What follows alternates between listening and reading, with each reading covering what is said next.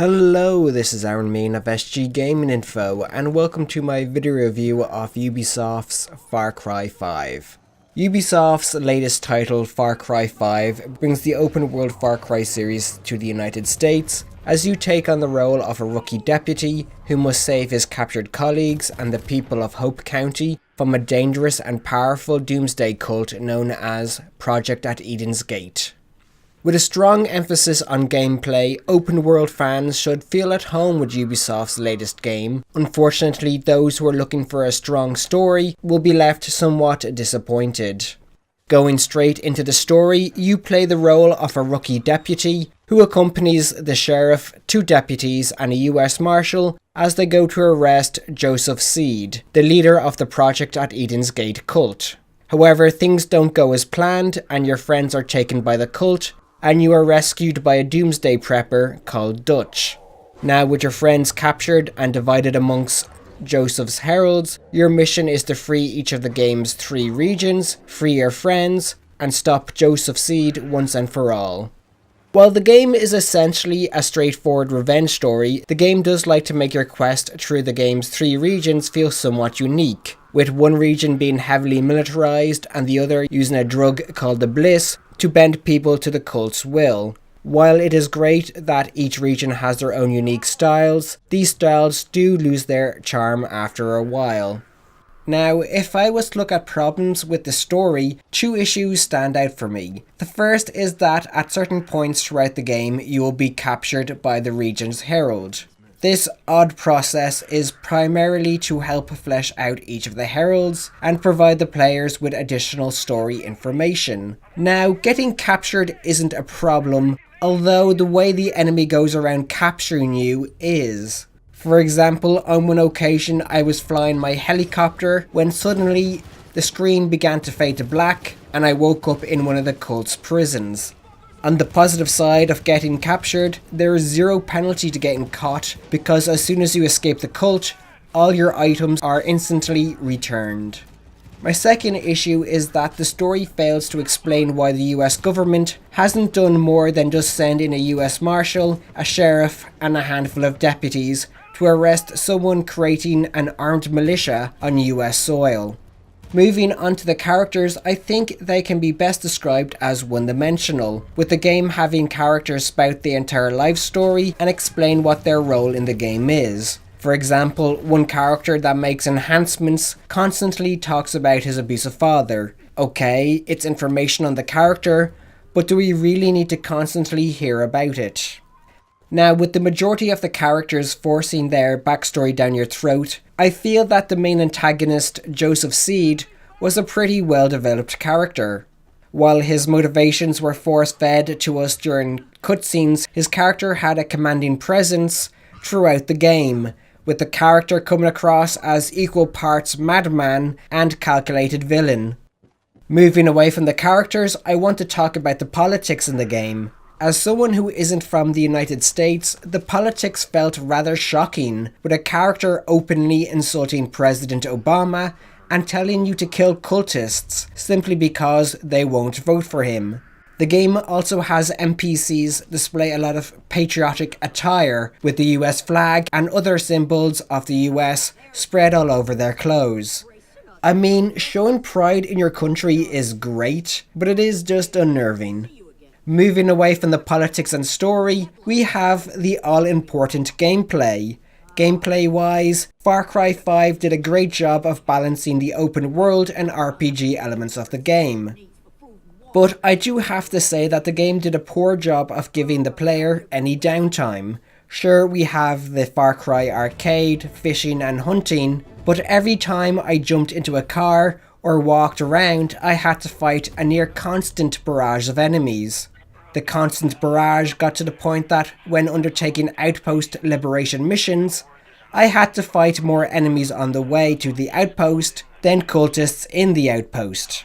However, as I got further into the game, I managed to overcome the overwhelming numbers by spawning a helicopter and laying waste to all those around me with its machine guns and rockets. As I said, there are elements of downtime built into the game, with fishing, hunting and arcade. For me, fishing was the best de-stress tool I found in the game, as it was so relaxing to cast a line and attempt to catch fish. As for hunting, it was relaxing, but it was really just a way to get a little extra cash for ammo and health packs. The arcade, which is another way to de-stress, is a number of mini-games created by fans via the Far Cry arcade editor. The arcade contains 4 solo and co-op modes and 2 multiplayer modes. If you want to see what other players can make or get ideas for your own arcade creation, the Far Cry arcade is a treat.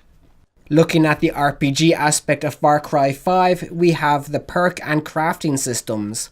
The perk system allows you to unlock new abilities and items that can help you in various ways. Unlockable perks include 2 additional weapon slots, an additional squad slot, and improved reload and aim for your weapons. Personally, the most interesting aspect of the perk system is that the points required to unlock the various perks are mainly acquired through completing challenges and finding perk magazines. In relation to the crafting system, it is based around making throwable items such as Molotov cocktails and dynamite. The crafting system also allows you to create enhancements which provide a temporary defensive or offensive buff. Moving slightly away from the RPG elements, we have the squad roster, which allows up to 2 AI partners to help you in battle. There are a total of 9 specialists and 3 fighters in the squad roster. The fighter provides basic ground support, while the specialists are characters that offer unique skills and traits. For example, the specialist Nick Rye is a pilot who will bomb and strafe enemies, and Boomer the dog is a scout that will highlight nearby enemies and retrieve weapons from dead enemies. The squad roster is an important part of Far Cry 5, and I recommend always having at least 1 squad mate active at any given time, because when it's one against many, it is easy to get overwhelmed.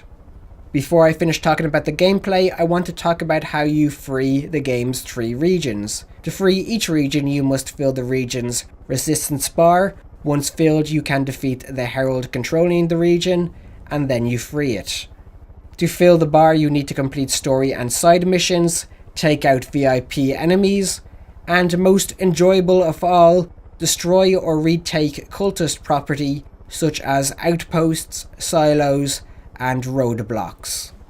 Now, as I finish talking about the gameplay, I want to point out that Far Cry 5 offers an impressive and minimalistic HUD. At its most cluttered, the HUD only contains 4 elements: your active mission, ammo and health count, markers indicating localized targets, and a small line-based compass. Despite only having 4 elements, the HUD provides all the information the player needs. Looking at the graphics, Far Cry 5 is another beautiful game from Ubisoft, with their developers capturing the visual beauty of rural life, from the log cabins to the fish-filled lakes and rivers. Unfortunately, during my time playing Far Cry 5, I encountered at least 9 game-breaking issues. These include 4 crashes on loading screens, falling through the world while using a parachute at least 3 times, and 2 freezes. These issues were incredibly annoying, especially falling through the world, as they were incredibly easy to replicate. So in conclusion, while Far Cry 5 offers some fun if not repetitive gameplay, the story and characters fail to match its interesting premise. With that all said, I give Far Cry 5 a score of 7 out of 10, with the pros being fishing, squad roster, and the Far Cry arcade. The game's cons are the story and numerous game-breaking issues. Thank you for watching. Please like, favorite, and subscribe. For more gaming information, please visit sggaminginfo.com. And of course, like us on Facebook at facebook.com/sggaminginfo. And of course, follow us on Twitter at sggaminginfo.